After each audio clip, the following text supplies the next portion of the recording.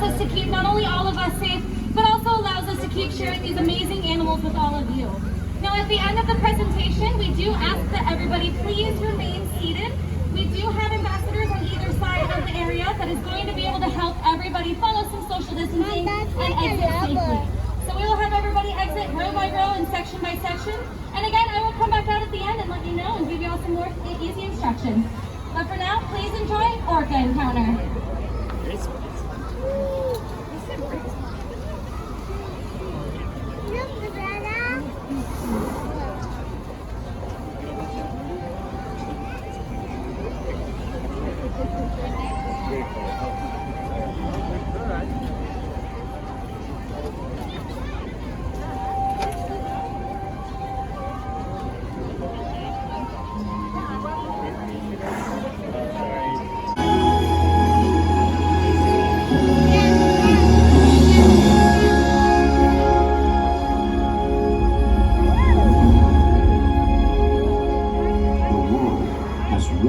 Interconnected ocean, a vast blue expanse critical to life on Earth. And there's no better animal to represent the story of the ocean with all its splendor and uncertainty than the killer whale, or as it's scientifically known, the Orcinus orca. The orca lives in every corner of the ocean, from the Arctic to the Atlantic, the Southern to the Indian, to the mighty Pacific and beyond.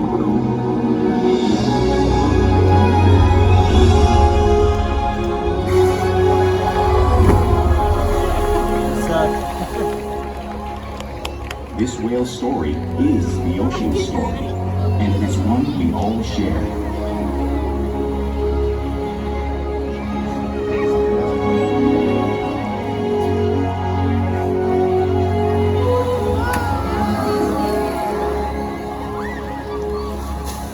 Welcome to SeaWorld's Orca Encounter.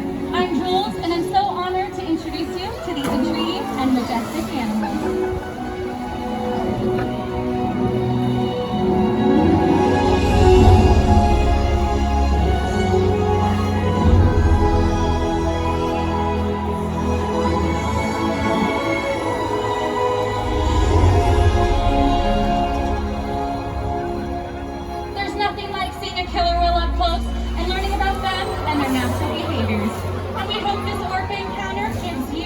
Understanding of these amazing animals and all that they represent.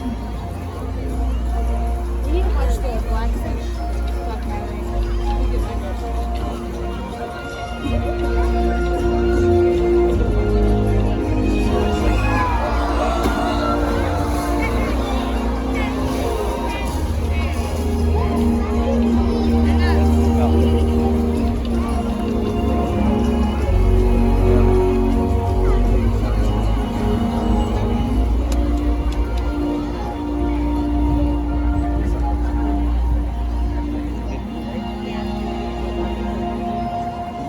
While they are found in every ocean, orcas living off the coast of Iceland are quite different than those near Costa Rica. In fact, there are at least 10 types, or ecotypes, of killer whales. An ecotype describes the differences between killer whale size, physical form, prey, social structure, and habitat. As you can see, the differences are subtle, but noticeable when compared side by side. Orcas are adapted perfectly to their environments. And even the whale's black and white coloration has a purpose. It camouflages the outline of their bodies in the water, making it easier for them to surprise and catch their prey.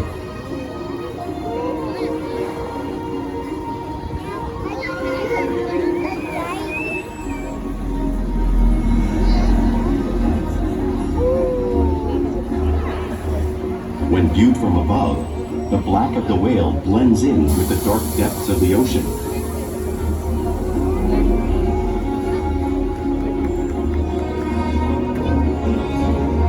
When viewed from below, the orca's white bellies match the brighter surface of the water, blending with the light above, giving them the perfect camouflage.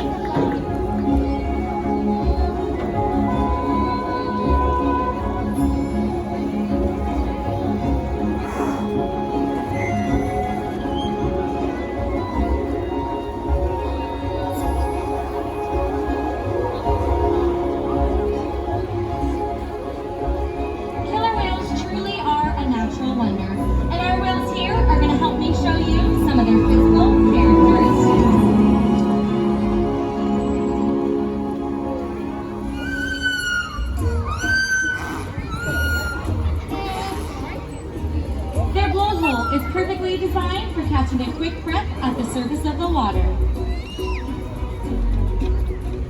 Even the location of their eyes works to their advantage. It looks like their eyes are in the white patch, but that is a visual distraction. Their eyes are actually located in the black area just in front of the white patch, camouflage from thrashing prey. The fin on the whale's back is the dorsal fin, and that is used to stabilize the whales as they swim and help regulate their body temperature. The flippers on either side of the whale's body are called pectoral flippers, and those are used for steering and stopping. The pectoral flippers have 5 bony digits in them, just like the human hand.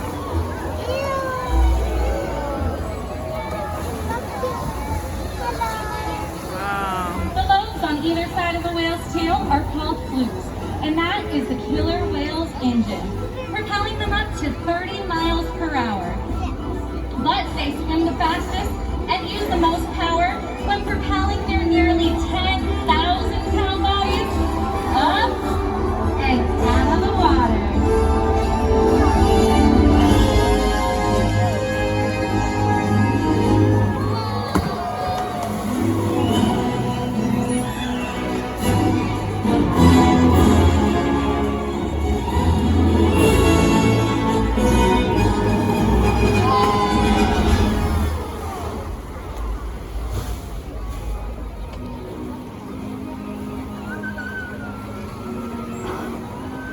Killer whales are highly social animals with a well-defined social structure. An orca pod is always led by a female. Though just half the size of her male counterpart, she is in charge. It's all about attitude, not size. Because they live and work as a group, orcas need to communicate with sounds and body language. Orcas use clicks for echolocation or navigation.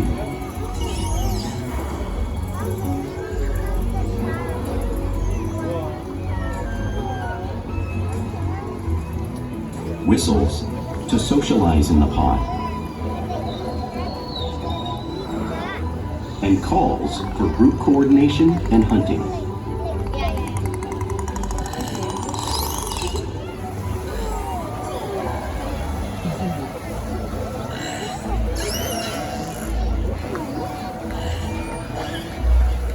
Vocal development studies here at SeaWorld show that early on, calves learn vocalization from their mothers. But as they grow, they learn from others close to them as well. This is a bottlenose dolphin call that Shuka learned and even taught other killer whales here at SeaWorld. In fact, orcas are the largest members of the dolphin family.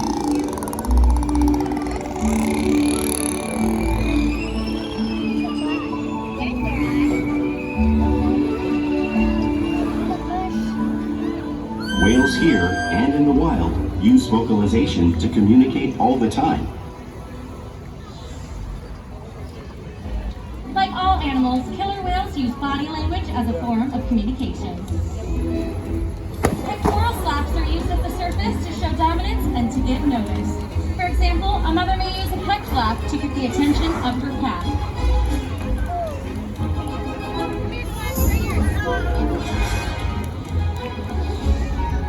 But if they really want to be heard, they do.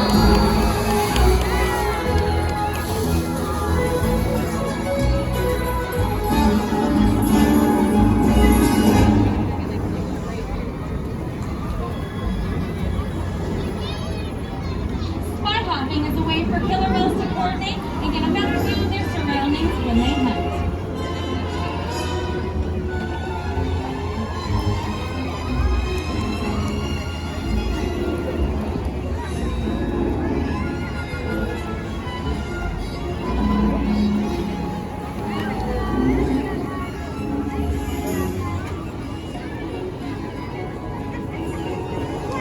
Flaps are another form of communication that killer whales can utilize in the wild.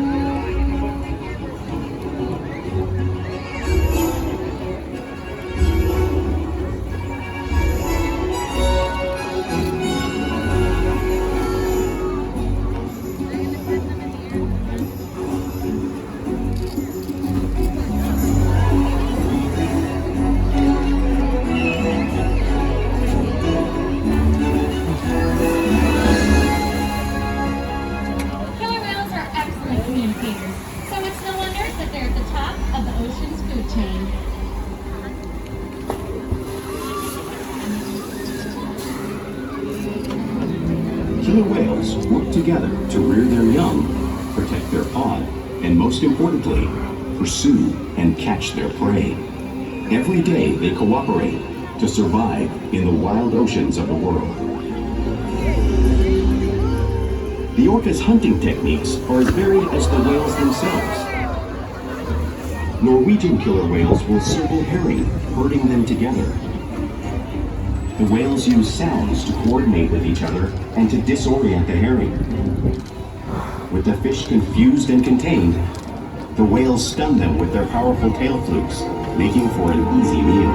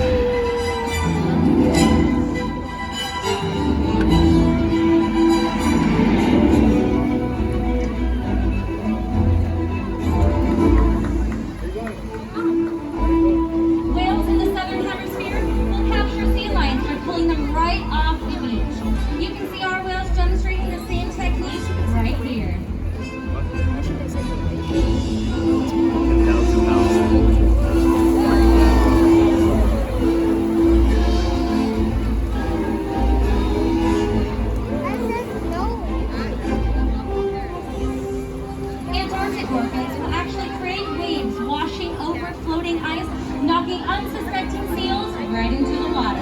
You can see our whales doing the same wave-making technique right at the front of the pool.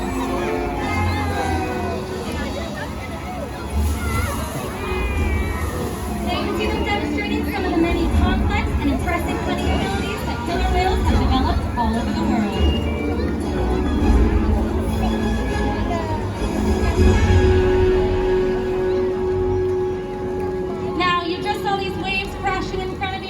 You really can't imagine the amount of water displaced until you've experienced it for yourself. Luckily enough for all of you, you all get the chance to experience the power of the killer whale. Now who's ready to get wet? Watch out, here it comes. Oh, and just a quick reminder, the water is about 52 degrees.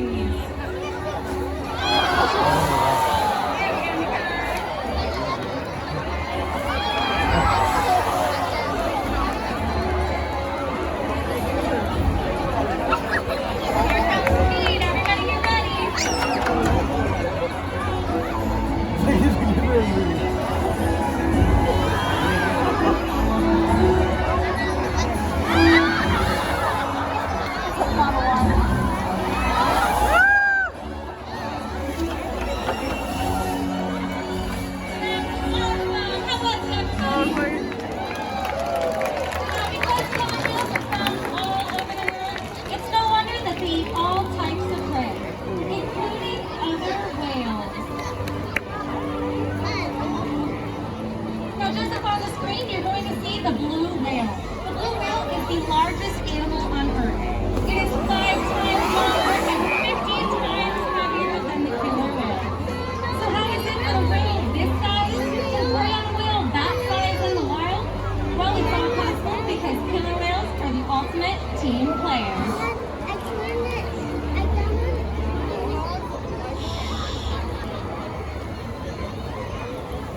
In this example, we see the larger male orcas surround a sperm whale, forming a perimeter, while the females continue to drive the whale forward until it reaches exhaustion.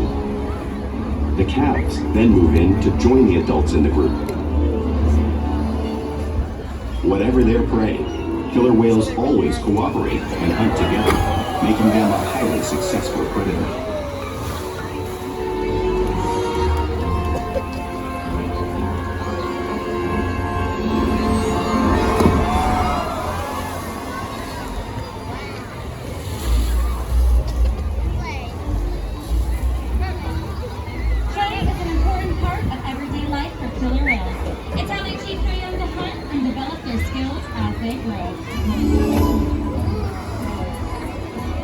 Orcas spend lots of time showing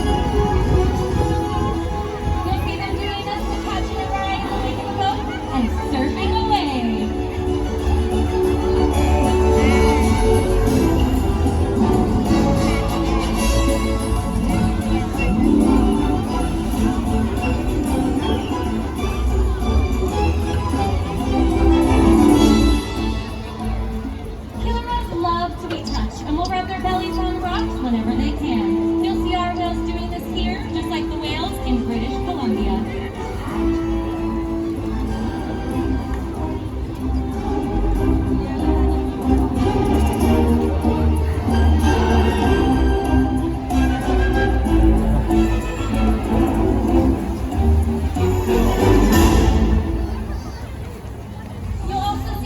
Imitating each other in the wild. We see it here at SeaWorld all the time.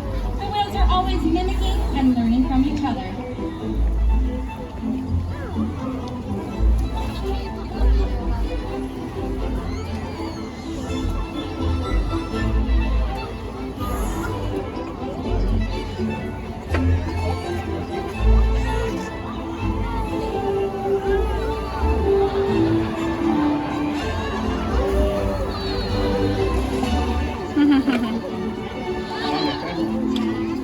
Now, playful behavior has a purpose. A tailwhip can be used as a hunting technique to stun fish, but today, these whales just might be stunning all of you.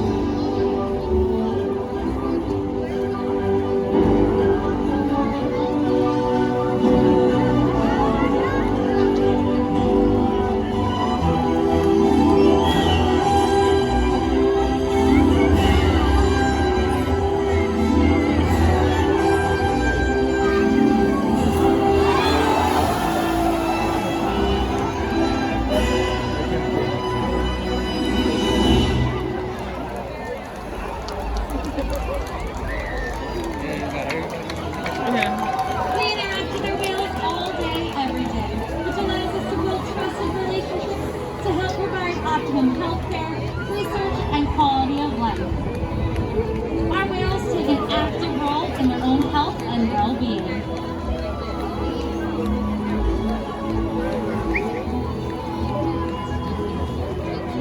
For example, our whales can present their tail flukes to help us obtain blood samples to check on their all-around health.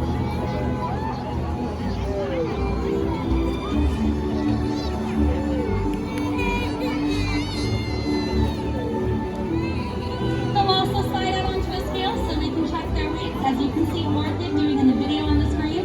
We do this weekly to make sure that our youngsters are growing at a proper rate and that our adults are maintaining a healthy weight. They'll even allow us to get a breath sample from their blowhole. All of this is due to the amazing relationships that we built here day after day here at SeaWorld. Now everybody, I'd love to take a moment to introduce you to one of my favorite whales, even though we don't have favorites. Everybody please give a big warm welcome to Keith.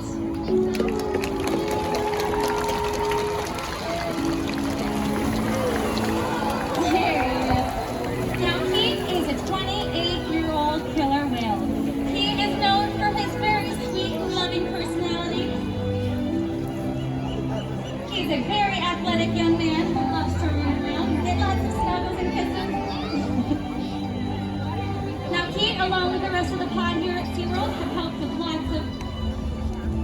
lots of interactions to be able to help their wild counterparts. The whales here at SeaWorld have helped killer whales in the wild by participating in many research studies.